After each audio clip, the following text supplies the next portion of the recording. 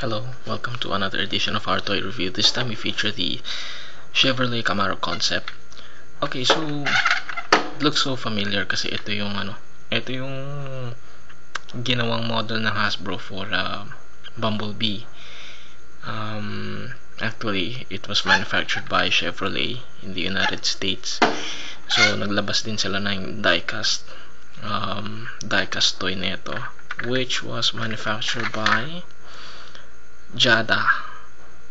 So first of all, we would want to make a notice on this, of course. Very good details here. Ayan, bubuksan naman yung dalawang pintuan niya. About the paint, I think it's quite good compared to yung mga sinaunang laruan natin na Matchbox or Hot Wheels, wherein yung may pagka konting chrome siya. And kung mapapansin nyo, yung paint niya is medyo kahawig na ng paint ng mga actual cars. Then rubber wheels, and maganda yung mags niya, no? Well, this is just a plain toy, but yung pinaka-value nito kasi yung yung pagiging scale niya, scale model ng actual Camaro car.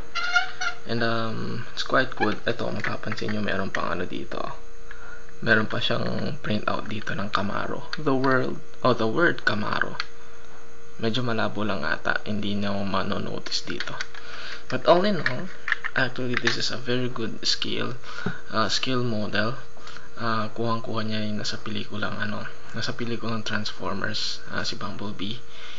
And yeah, I recommend this toy as well. Thank you so much for tuning in. Good night.